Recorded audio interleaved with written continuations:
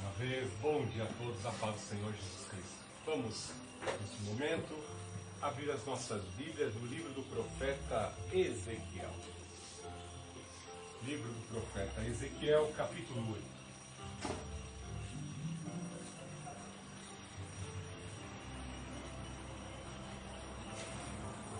O que leva a glória do Senhor a sair de sua casa?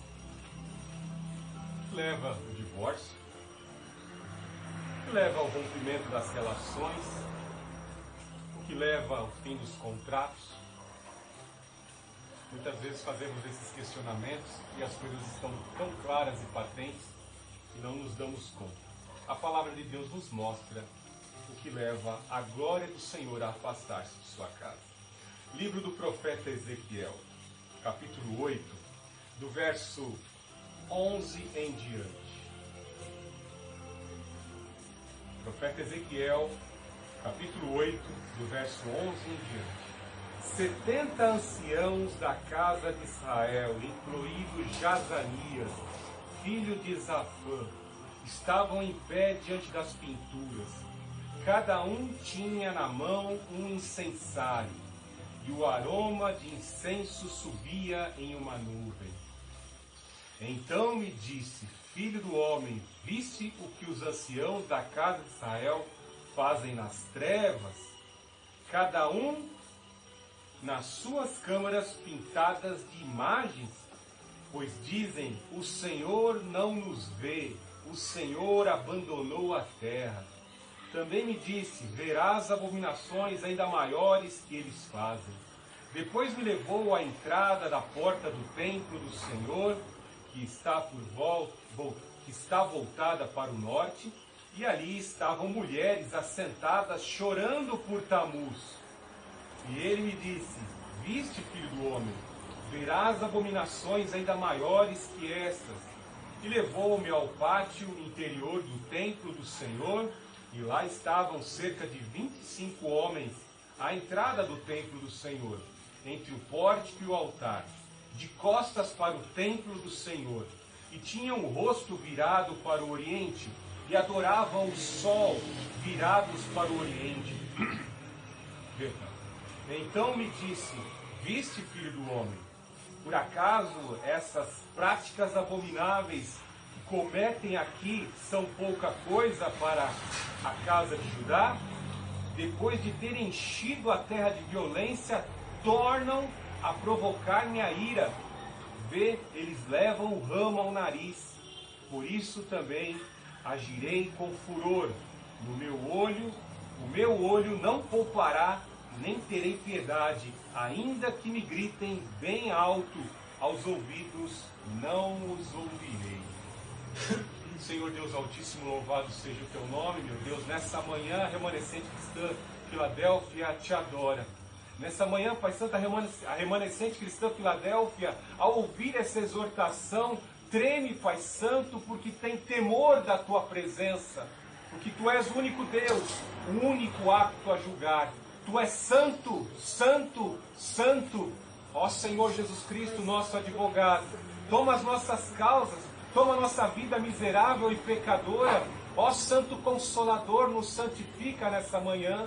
Guarda o teu povo de todo atentado do mal, de toda a intenção maléfica. Em nome do Senhor Jesus Cristo, te pedimos, fala conosco, ó Santo Espírito. Nos purifica pelo poder da palavra, nos santifica pela presença do Espírito Santo. Ilumina o nosso ser, nos torna propensos, inclinados nessa manhã, ao alimentarmos da tua palavra para as tuas coisas, para a tua causa. Estejamos alinhados contigo, ó Senhor Jesus Cristo, em nome do Senhor Jesus Cristo. Repreendemos agora, na autoridade a nós constituída, em nome do Todo-Poderoso Senhor Jesus, que todo espírito imundo parta em retirada, que os inimigos da palavra, os inimigos da verdade, sejam repelidos agora, em nome do Senhor Jesus Cristo. Ministra cura, Pai Santo. Nós nos alimentamos da tua palavra. Pelas tuas pisaduras nós fomos sarados. Teu castigo nos trouxe a paz. Ministra cura para a honra e glória do Senhor Jesus Cristo, o médico dos médicos. Cure a nossa alma de todo mal, Pai, em nome do Senhor Jesus Cristo. Eis aqui a minha vida, ó Santo Espírito. Usa conforme o teu querer. Eu coloco os meus sentidos à tua inteira disposição para pregar a tua palavra. E assim glorificamos o Pai, glorificamos o Filho, glorificamos o Santo Espírito. Amém. Como eu disse, trago a proposta nessa manhã. O que leva o afastamento da presença de Deus, de sua casa, do seu templo. Vemos que a intenção do nosso Deus sempre foi a de habitar em meio ao seu povo. Vemos isso no tabernáculo, que era aquela tenda de adoração portátil e articulável, que serviu no período de peregrinação da nação de Israel até chegar à Terra Prometida. Um projeto maior ainda a ser construído foi consolidado no reino de Salomão, quando até mesmo seu pai Davi premeditou uma construção de uma casa de adoração, de uma casa de celebração ao Deus Altíssimo. Vemos que ele intencionou primeiramente levar a arca do concerto em carros de boi, transgredindo a lei de Moisés, e foi algo terrível, porque o carro de boi tropeçou numa pedra, e Uzá foi tentar impedir que a arca do Senhor, que representa a presença do Senhor, caísse do carro de boi, e foi fulminado. E a nação de Israel ficou impressionada de ver como Deus fere o seu povo, como Deus fere até pessoas bem intencionadas. Davi estava bem intencionado, mas a forma como ele transportava a arca do Senhor, a presença do Senhor, não era legítima. A forma como muitos, às vezes, estão transportando a presença do Senhor, não encontra legitimidade na palavra de Deus. O apóstolo Paulo, exortando ao bispo de Éfeso, Timóteo, ao jovem Timóteo, ele ensina, uns pregam por amor, outros pregam por inveja, têm inveja de mim e querem ser iguais, né? Outros pregam por porfia, contenda, formando facções, grupos, partidos dentro da igreja, mas estão pregando. O que importa? O evangelho está sendo pregado. Então existem várias ideologias dentro da casa do Senhor, às vezes pregando. Mas veja que na mesma carta ele exorta para que os homens de Deus não sejam apegados ao dinheiro. A idolatria, sentimentos exacerbados com relação ao dinheiro, ao materialismo, aos bens materiais, às pessoas do sexo oposto e às vezes até do mesmo sexo, são formas de idolatria as quais o Senhor abomina. Sentimentos exacerbados, acorda pensando naquele objeto, vai dormir pensando no objeto. Isso são formas de idolatria. Obsessões que ainda nem se conquistaram na vida, às vezes se tornam idolatria. Às vezes a pessoa se olha no espelho e tem aquela admiração por si mesmo, como Lúcifer se olhava no espelho e dizia: "Oh, eu sou lindo, o mais belo dentre todas as ordens e hierarquias angelicais, o mais belo dentre todos criados. A minha inteligência supera a de todos." E ele tentou ser adorado como Deus. A idolatria, ela se insere de tal forma na consciência daquele que está praticando, ao ponto de ele chegar a desejar ser como Deus. Veja que a idolatria é algo inerente do caráter de Lúcifer, pois ele tentou ser como Deus. Veja que é inerente do caráter de Lúcifer que ele vai ser derrotado com o sopro da boca do verdadeiro Deus na pessoa do Senhor Jesus Cristo, na sua vinda gloriosa, porque ele vai colocar um ídolo, uma estátua, uma abominação dentro da casa do Senhor, para que a mesma seja adorada. Só que ela será repelida, destruída juntamente com ele, com o sopro. Veja que o verdadeiro Senhor tem poder. Basta um sopro para derrotar Lúcifer. Lúcifer é a criatura, ele tem poderes, mas o seu poder é limitado. Ele é criatura e o seu poder é limitado. Então não pense, muitos desses homens dessa terra, grandes homens que conquistaram o poder, que alcançaram posição, assim conferida por pactos, alianças com ídolos, em clubinhos fechados, em clubes herméticos, em sociedades secretas, que Lúcifer, com seu poder limitado, poderá lhe garantir a salvação. Os faraós já acreditaram nisso. E só sobrou o sarcófago lá, os cadáveres embalsamados lá. Lúcifer não pode salvar. Quem salva é o verdadeiro. Para isso se manifestou o Filho de Deus na carne, para destruir e desfazer as obras do diabo. O Senhor Jesus deteve aquele que tinha o império da morte, a saber, o diabo. Na sua própria carne, no seu sacrifício, com o derramar do seu sangue, seu sacrifício justo e verdadeiro, ele derrotou a morte. Veja aqui algo interessante, como eu disse, que a glória de Deus, a presença de Deus, sempre teve a intenção, Deus teve por intenção, por projeto, habitar em meio ao seu povo. Não é à toa que o nome assim ensinado a Maria, quando ela tivesse o filho, seria Emanuel, Deus conosco. Ele continua Deus conosco, ele habita em nós, nós somos templo do Espírito. Não é mais numa caixa de madeira, na arca. Nós somos templo do Espírito. Quem destruir o templo do Espírito será destruído por Deus. Ele habita em nós, ele está em nossas consciências. Nós temos que dar vazão para que ele fale, para que ele comece a tocar em áreas da nossa vida que estão ansiosas.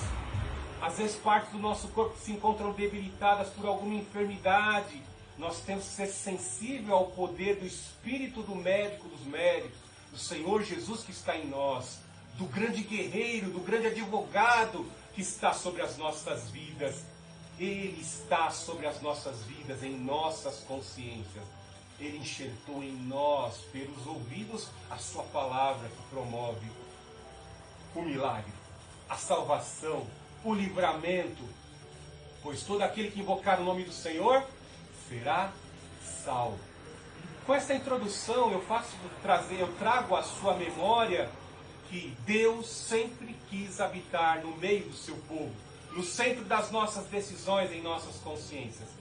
Mas existem atitudes, práticas, transgressões ao livro sagrado que podem afastar a glória de Deus. O texto que nós lemos de Ezequiel vem claramente demonstrar que a presença de Deus, o Shochan, a glória de Deus, se afastou da casa do Senhor. E se afastou por quê? Nós vemos 4 revelações do livro de Ezequiel que vem trazer claramente a troca, a substituição do Deus que foi honrado primeiramente naquela casa, visto que Salomão, bem intencionado a concluir o projeto do seu pai Davi, construiu uma casa de adoração, repleta de artigos, especiarias preciosas, de matéria-prima preciosa. Ele construiu aquela casa e ele poderia receber um cheque em branco de Deus para pedir o que bem quisesse. Ele pediu sabedoria de Deus para conduzir o povo de Deus, e a glória de Deus foi confirmada, a vontade de Deus foi confirmada quando o Shochan, a nuvem que representava a glória de Deus, a nuvem que conduziu o povo pelo deserto durante 40 anos, ela retorna e desce sobre aquela casa, igualzinho quando o Senhor assim fazia com a sua glória, por nuvem e por coluna de fogo. O fogo e a nuvem representam a confirmação de Deus. Eu vou habitar nessa casa porque ela foi construída com boa intenção. Ou seja, aqueles que planejaram construir a glória da casa de Deus estavam bem intencionados. Eu quero glorificar a Deus construindo essa casa. Com o pouco que eu tenho, eu quero glorificar a Deus. Com o meu viver, com os meus recursos, com o meu tempo, eu quero glorificar a Deus. E o Shochan desce, a glória de Deus desce, o Espírito Santo põe língua de fogo, selo de fogo sobre a tua vida, para que você receba poder para concluir o propósito de Deus e glorificar a Deus, que é o único Deus, o Senhor Jesus Cristo. Algo de maravilhoso e algo de terrível ao mesmo tempo é que o povo começou bem, isso foi maravilhoso, e a nação de Israel se torna a maior potência econômica ali da Palestina, do que hoje é chamado Golfo Pérsico, todas as nações invejavam o poder. O profeta Jeremias escreve em Reis que a prata era desprezada. A prata era desprezada. Os artigos que Salomão confeccionava, até mesmo os escudos, eram de ouro puro batido. Veja a que ponto chegou o valor agregado aos olhos dos invejosos imperialistas, impérios ao redor da nação de Israel. Se tornou a vitrine do mundo. Veja como Deus cumpre a sua palavra. Ele prometeu e no seu tempo exato Ele cumpriu. Deus cumpriu a sua palavra. Mas vejamos que a nação de Israel de repente se entediou de glorificar e cumprir o exercício do que eles deveriam fazer. Em especial, nós vemos que Deus levanta homens e lhes concede a oportunidade. Lá em 1 Pedro, capítulo 2, verso 4, se não falha a memória, somos raça eleita, sacerdócio real, nação santa, povo escolhido do Senhor, a fim de proclamarmos as virtudes daquele que nos chamou, o Senhor Jesus Cristo. Todos nós somos sacerdotes, em especial naquela circunstância, mais propriamente ali no século 7, no século 6 antes de Cristo, nós vemos que a camada sacerdotal que tinha a função de oferecer sacrifícios com o intuito de aproximar o povo da adoração por meio da confissão de pecados, ensinar os preceitos da lei para que o povo não ficasse desorientado, estar julgando os litígios quando havia contendas e litígios entre o povo de Deus. Vemos em especial, aqui como é citado no verso 11, eu fiz questão de citar, 70 anciãos dentre os mais sábios. Lembra do conselho de Jetro? Moisés já estava lá com as suas cãs brancas, cansado, julgando centenas de casos ao dia, e gente na fila de espera para ser julgado.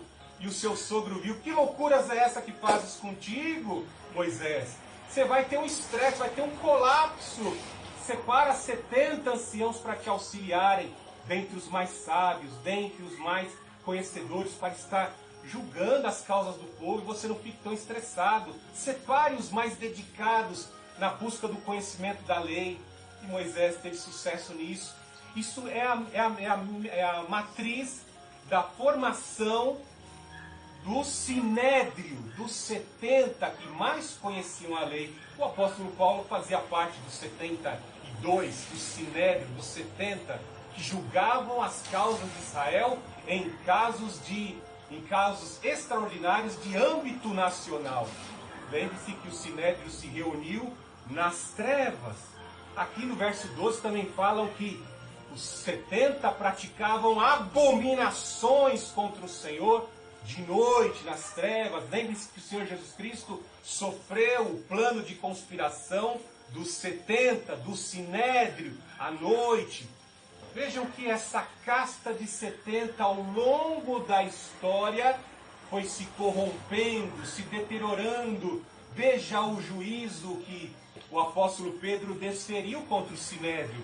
Deus ferirá a ti, parede branqueada. Vocês mataram o Filho de Deus, mas Ele ressuscitou dentre os mortos. E ninguém está bêbado aqui não. Aqui nós estamos recebendo o cumprimento da profecia de Joel. Estamos cheios do Espírito Santo, confirmando que aquele que enviou o Espírito Santo, o Espírito de vida, ressuscitou dentre os mortos, aquele a quem vocês mataram e conspiraram. Então veja aqui como houve a corrupção. Ao longo do processo, grupos de homens que foram levantados para julgar, por serem mais dedicados ao conhecimento, à lei, à sabedoria, podem se corromper, podem desviar-se, perverter, porque se a casa de Deus é casa de adoração, o alvo é adoração e viver consagrado. A lei de Moisés era bem clara em dizer que os anciãos, os levitas, quando houve o florescimento da vara de Arão, ela floresceu dentre todas as varas que foram colocadas ali no lugar santo. Somente a vara de Arão floresceu, indicando que eles tinham o sacerdócio sobre as suas vidas, sobre os seus ombros. Mas veja como o sacerdócio se corrompeu. Veja como o sacerdócio se corrompeu. Vamos avançar um pouquinho na dispensação da graça, vamos ali para Jesus Cristo, convocando todos os apóstolos. O Senhor Jesus Cristo não falhou em sua missão. Vemos os apóstolos, quando o Senhor Jesus Cristo foi capturado, eles ficaram desorientados. Tinham ouvido acerca do que haveria de acontecer ao Filho de Deus, até mesmo o apóstolo Pedro, e o apóstolo Pedro desorientado. O Senhor Jesus Cristo foi mais claro ainda com Pedro, o líder da igreja, dizendo: ó, Pedro, tu está falando aí que você me ama? Você acabou de reconhecer que eu sou o Filho de Deus, o enviado? Mas antes que o galo cante, você vai me negar 3 vezes. A palavra foi assim enxertada pelos ouvidos daqueles apóstolos, mas na noite em que o mestre foi traído, ali estavam todos fugindo, todos foragidos e muqueados com medo de sofrerem o mesmo destino do seu mestre. Mais terrível ainda é Judas, andando com o Senhor Jesus Cristo. Andando com Jesus jamais faltaria pão. Andando com Jesus jamais faltaria pão. Jesus ressuscitou mortos. Ele prometeu: eu também vou ressuscitar quem crê em mim. Quem crê em mim, ainda que morra, viverá. Mas parece que Judas esqueceu de todos esses sinais. Veio a chuva, a tempestade, ele dentro da embarcação. E Jesus diz: não chegou a hora de vocês morrer ainda não. Estou aqui para acalmar a tempestade. Tem mais coisa para fazer na vida de vocês e através de vocês. Mas parece que o Judas esqueceu e vendeu o seu mestre por 30 moedas de prata. Então entendemos o que aqui? Que a glória de Deus pode se afastar da vida daqueles que foram levantados como líderes na casa do Senhor.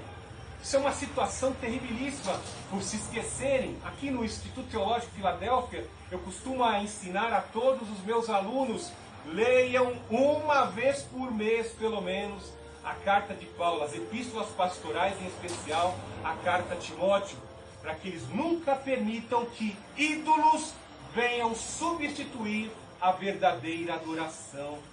Ralph Mahoney, na sua sabedoria, instruindo pastores, disse que nada pior do que a mulherada, dinheiro e orgulho para retirar um homem da presença de Deus.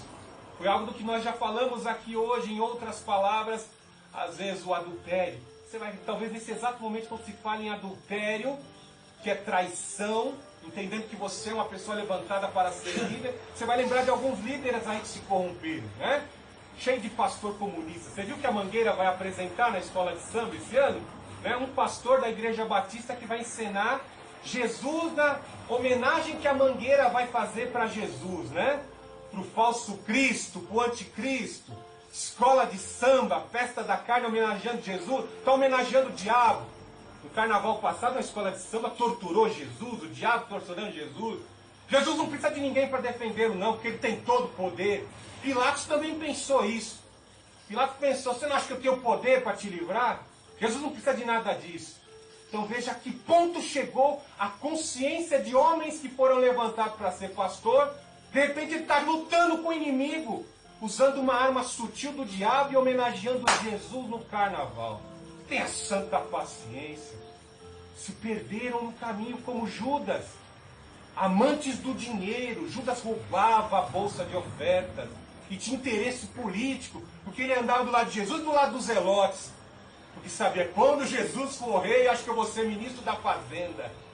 Eu vou reinar, vou ter poder. É poder. O diabo trabalha no orgulho dos homens, dos líderes. Você vai ter poder se você agir por esse caminho aqui. Desmonte a fé dos pequeninos e mostre que a tua razão é mais poderosa. E assim homens de Deus vão se corrompendo. Quantos líderes não caíram em adultério? Já pertencia a uma denominação, não vou citar o nome aqui. Quando eu ia de domingo pela manhã lá na igreja, eu sentia aquela labareda de fogo na cabeça, eu entrava ali para adorar, já de manhã chorava na hora do louvor. Você sentia a presença do Espírito Santo te abraçando, te envolvendo. Momentos bons, e de repente aquele homem que tinha uma catedral com mais de 5.000 pessoas, trocou a sua mulher mais velha por uma mulher mais nova. Não é? Terrível. E com uma mentira deslavada: vamos deslocar para outra, vou fazer um tratamento em outro lugar. Lá inventou uma mentira para poder consumar o seu novo casamento. Coisa terrível, dinheiro, orgulho, mulheres podem derrubar um homem de Deus como derrubaram Sansão, como derrubaram Salomão. Então o que afasta a glória de Deus é quando nós transgredimos a sua lei, transgredimos os seus princípios. Falei aqui em especial os líderes, mas como eu disse, todos nós somos a geração eleita, sacerdócio real. Nós nos esquecemos que o Emanuel, Deus conosco, habita em nós e nós trocamos a presença de Deus. Veja o que é um homem de Deus. Ezequiel é um homem de Deus. Um homem que poderia ter tudo para dizer, eu não quero ser profeta não. Vamos fazer uma troca aí, Deus? O Senhor me cura do meu ataque epilético, que aí eu faço tua obra, né? Não, Deus não curou Ezequiel dos seus ataques epiléticos. E da forma simples e humilde, como ele era, junto aos exilados, junto ao rio Quebar, Deus usou poderosamente e lhe deu visões que não deu a muitos profetas. Veja nos primeiros capítulos as visões que ele tem da glória de Deus, a visão que ele tem das criaturas celestiais feitas pelo nosso Deus, das rodas repletas de olhos, indo para os 4 pontos cardeais da terra, a face dos querubins que possuíam 4 faces numa cabeça só, e suas asas, criaturas fenomenais, incríveis. Deus mostrou a sua glória e a manifestação do seu poder em épocas de exílio, em épocas de muita aflição, em que estamos cercados, muitas vezes pensando, Deus nos abandonou, quando nós buscamos a presença do Emanuel, do Deus conosco, Ele nos revela estratégias, Ele nos revela a sua glória. Entendo o que eu estou falando, porque João foi para o exílio e Deus revelou o Apocalipse. Ezequiel também foi para o exílio e Deus lhe revelou a sua glória. Daniel foi elevado entre os exilados e Deus lhe revelou o futuro até a época de João, até os nossos dias.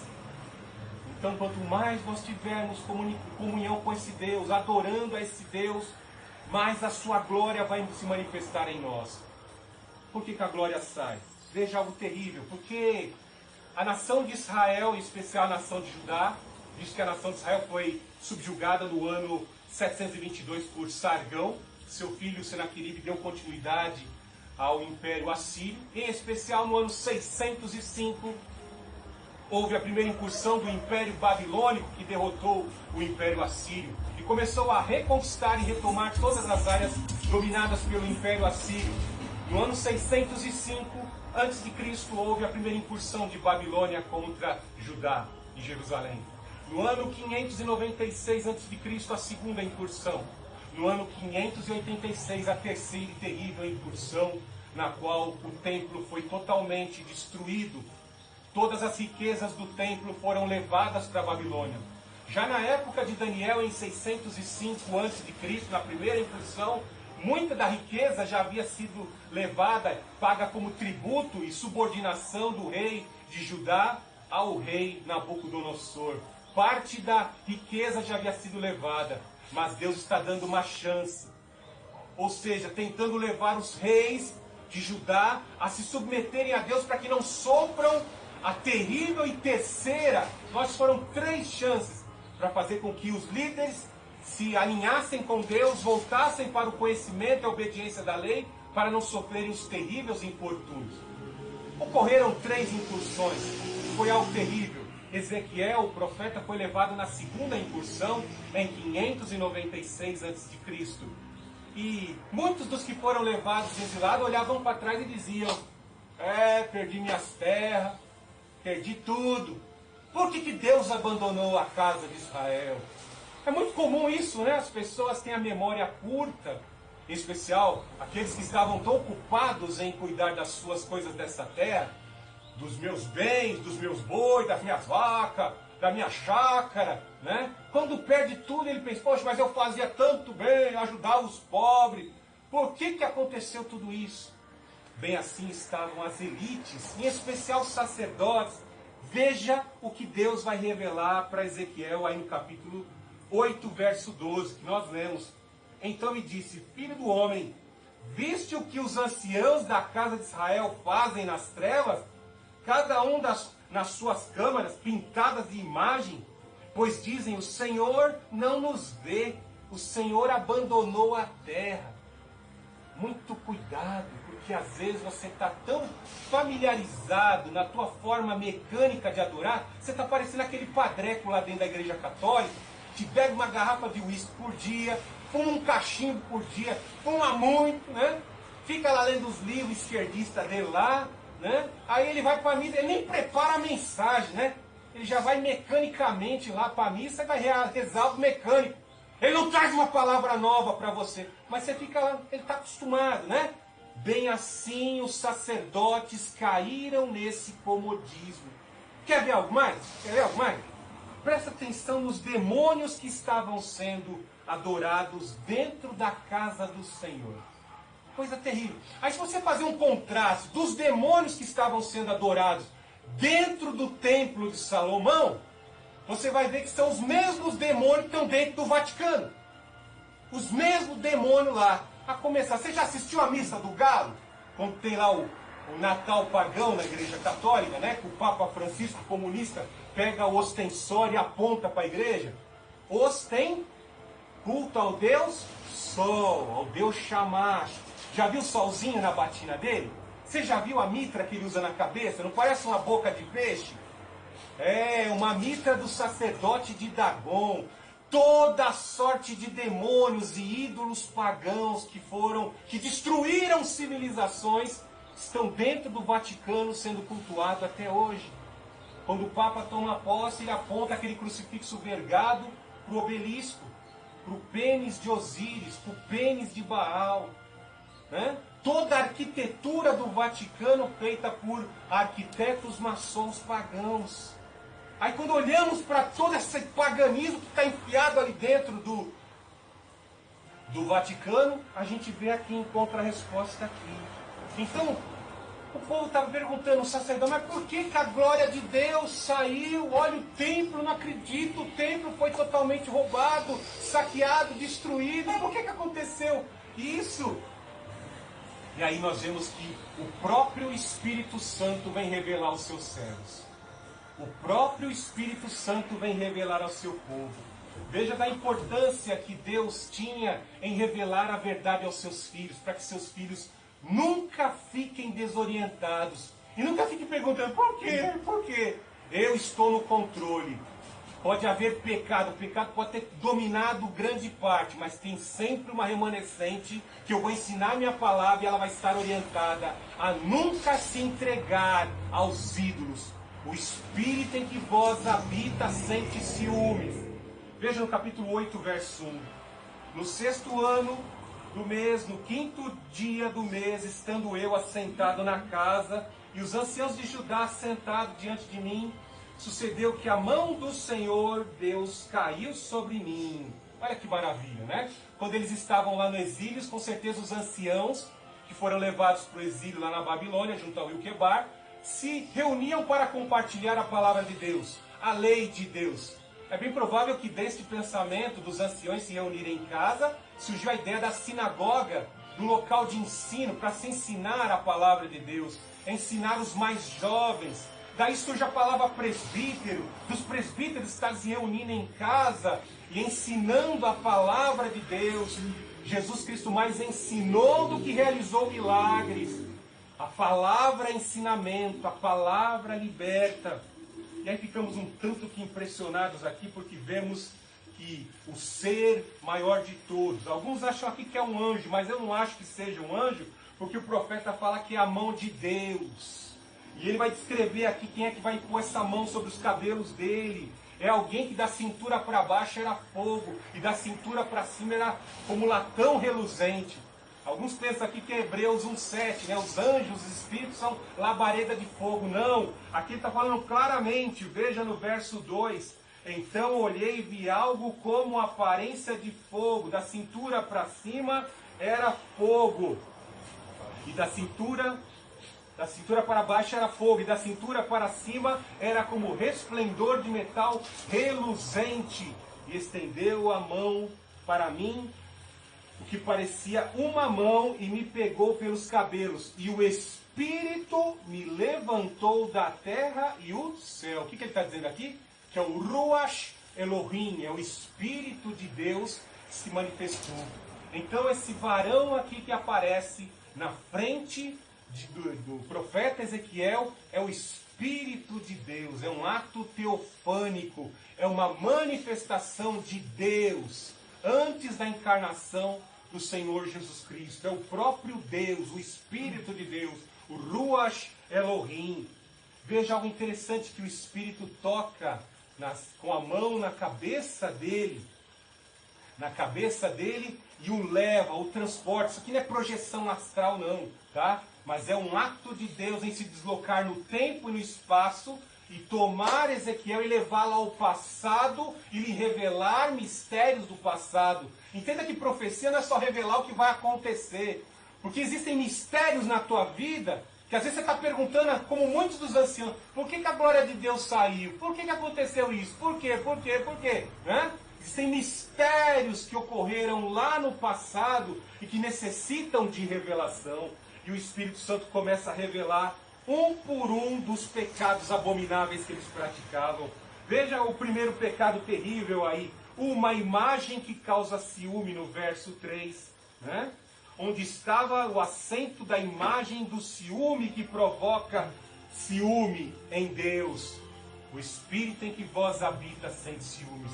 Vós sereis propriedade particular minha, vós sereis cabeça e não cauda, se obedecer os estatutos e os mandamentos que vos ordeno. O povo de Israel estava causando, sacerdotes, homens consagrados, levaram a nação de Judá à derrocada porque colocaram uma estátua abominável. Vamos lá em 2 Tessalonicenses capítulo 2, que o anticristo vai colocar um símbolo seu, uma imagem sua, e vai desejar ser adorado. E o Senhor Jesus Cristo, o verdadeiro Filho do Deus Altíssimo, vai destruir tudo isso. Não só essa imagem abominável, como também aquele que colocou a sua imagem para ser adorada.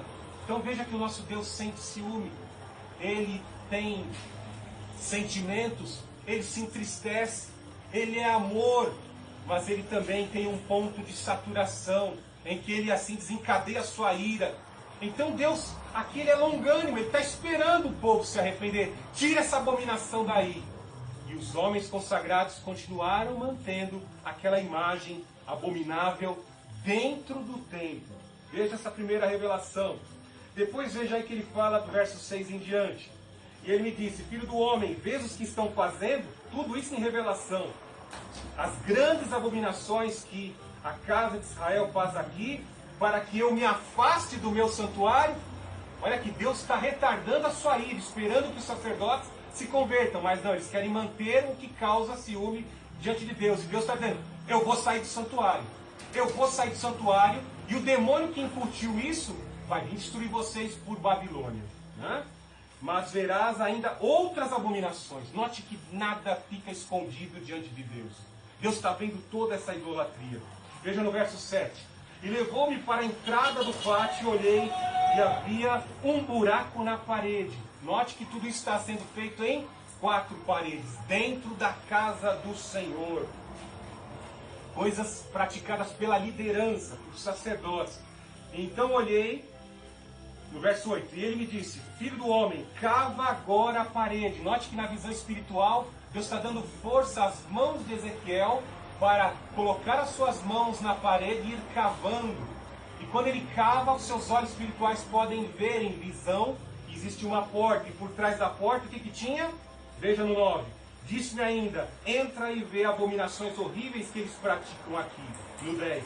Entrei e olhei, e vi toda a forma de animais que se arrastam, e de animais abomináveis, e de todos os ídolos da casa de Israel. Estavam pintados na parede em todo o redor. Às vezes você fica imaginando, como é que pode sacerdote fazer crocodilo na parede, culto ao Leviatã, fazer a serpente que enganou o nosso primeiro pai lá, Adão, fazer cobra na parede, fazer Deus com cabeça de rã, o mesmo demônio que foi derrotado numa das pragas do Egito? Como pode os sacerdotes fazerem isso? Interessante, né? Os filhos de Israel, depois você veja lá em Ezequiel capítulo 20, verso 17, eles guardaram os elementos da cultura pagã, saíram do Egito e guardaram isso com eles. Os sacerdotes foram buscar, já tinham conhecimento de Deus, deviam se manter com o conhecimento de Deus e abominar a idolatria. Não, começaram a pegar livros de conhecimento, de ciências ocultas, e começaram a introduzir isso gradativamente, e praticavam isso nas trevas. Cultuavam o Leviatã. Lembre-se que os primeiros filhos de Israel, quando assim o faraó intentou dizimar o povo de Israel, para que as mulheres se casassem com egípcios e destruir a cultura cristã, e destruir a ideia de um Messias para salvá-los do cativeiro egípcio, fez com que todas as crianças meninos fossem jogados dentro do Nilo para que o crocodilo, o Leviatã, comessem as crianças. Esses demônios hoje, que devoram crianças, estão hoje consumindo crianças por meio de leis que aprovam o aborto. Tem gente dentro do STF, que aprova na canetada, eu te dou autorização para você viajar lá para a Venezuela para você poder abortar. Veja que tem gente do STF que faz isso. Então Moloque, Leviatã, Saturno, são ídolos que gostam de comer carne de criança, são pedófilos. Eles aprovam por meio de mecanismos legais nos dias de hoje, para que essa prática abominável, Deus está falando aqui várias vezes, animais abomináveis, ídolos abomináveis, para que possam consumir os seus intentos de destruição da natureza humana. Nunca se esqueça que Deus disse para a serpente: você comerás pó. O homem morre, vira pó. E a serpente dá gargalhada: comi mais um, porque esse não foi lavado nem remido no sangue do cordeiro. Mais um pó que eu devoro. Eu vou rastejar comendo pó. Nesse mês de fevereiro a serpente vai rastejar nas ruas das capitais comendo pó. Veja algo terrível. Veja aqui, como diz no verso 11, a gente já leu. Veja algo terrível, porque a ideia de um Messias foi incutida na mente de Eva. Quando Eva pecou, Deus disse, por meio da exortação e de um ensinamento doutrinário, de uma profecia: Eva, você pecou, mas a tua semente vai entrar em contenda com a semente da serpente, com os agentes da serpente. Vai haver um conflito, mas o teu filho, lá na frente, vai pisar a cabeça da serpente. Satanás, que tem a sua semente, que tem os seus agentes nos dias de hoje, e naquela época disseminou entre todos os povos, em especial na família de Caim, o culto ao Deus macho, o culto ao Deus fêmea e o culto ao Deus Messias que haveria de vir.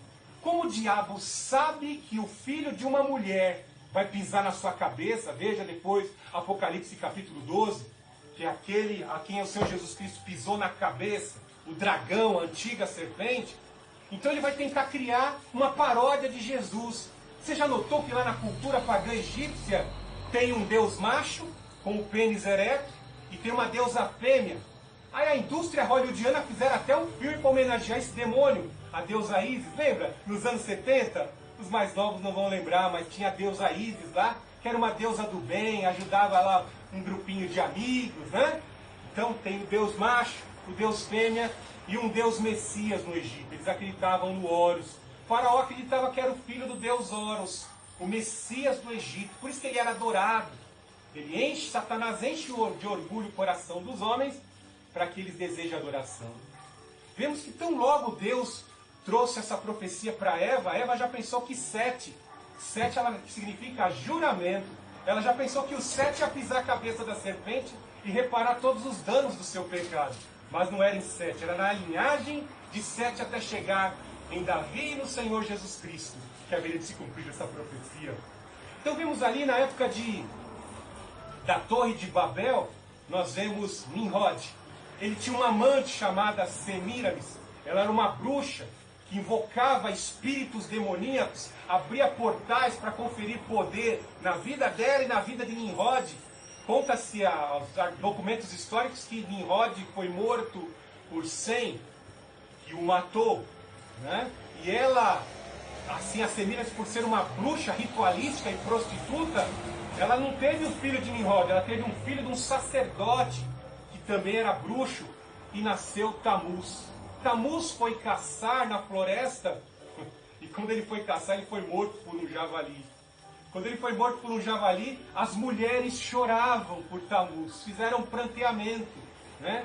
Porque no satanismo primitivo, naquela cultura, acreditava-se que Tamuz, quando morreu pelo javali, quando ele foi caçar, ele desceu por 6 meses até o inferno, mas quando as mulheres choravam e adoravam o filho de Semíramis, Tamuz ressuscitava, trazendo a primavera, as chuvas, a fertilidade da lavoura, a fertilidade do gado, e ele passou a ser adorado.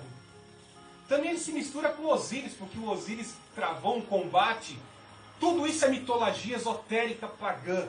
O Osíris também foi morto, e quando ele ressuscitou, porque ele perdeu um olho na batalha com o demônio Sete, por isso que ele é caolho. Por isso que a maçonaria cultua muito o deus Horus, o deus caolho. Né? Quando ele ressuscitava, trazia prosperidade no Nilo, através do Nilo, a todo o Egito. Veja que esse culto terrível de um Messias satânico, de um Messias da Caldeia, estava sendo adorado dentro da casa do Senhor. Veja no verso 14. Depois me levou à entrada da porta do templo do Senhor, que está voltada para o norte. E ali estavam mulheres assentadas, chorando por Tamuz. E ele me disse: viste, filho do homem, verás abominações ainda maiores. E levou-me ao pátio do interior do templo, e lá estavam cerca de 25 homens na entrada do templo do Senhor, entre o pórtico e o altar, de costas para o templo do Senhor, e tinham o rosto virado para o oriente, e adoravam o sol, virados para o oriente. Então veja aqui, a ressurreição do Tamuz, o demônio pagão, trazia fertilidade e a prosperidade à terra. Veja que os sacerdotes, coadunando com essas mulheres que choravam por Tamuz, viravam as costas para o templo e adoravam o sol nascente. Veja que até os dias de hoje, algumas nações que almejam o poder e a prosperidade colocam o símbolo do Deus Sol em suas bandeiras. No Japão, Argentina, algumas bandeiras nas províncias mexicanas, eles cultuam o Deus Sol. Veja que coisa abominável. Não pense que esses símbolos foram colocados ali aleatoriamente. Ah, porque é bonitinho colocar um solzinho na bandeira e o azul celeste. O azulzinho celeste e o solzinho. Não foi colocado ali aleatoriamente. Há uma intenção. As palavras não estão sendo jogadas em vão, assim como eu não estou jogando em vão aqui a palavra de Deus para a tua vida. Cultuadores do Deus Sol. Cultuar as estrelas. Leia Êxodo capítulo 20, veja na criação, Deus disse: haja luz, e no quarto dia ele cria o sol e os luminares. Em Deuteronômio 18 ele proíbe: não cultuarás os astros, não colocarás os astros acima de mim. E por que muitas pessoas hoje fazem mapas astrais para saber qual será o meu destino? Será que a minha casa está boa lá na casa do zodíaco? Quando você acredita nisso, você está invocando. Toda vez que você pergunta por meio da casa do zodíaco, você está permitindo que um demônio, um ídolo, entre para interferir na tua vida e trabalhar no teu destino. Chegando ao final, irmãos, eu não quero estender muito, mas é muito importante, eu não poderia deixar de fazer esta interpretação terrível.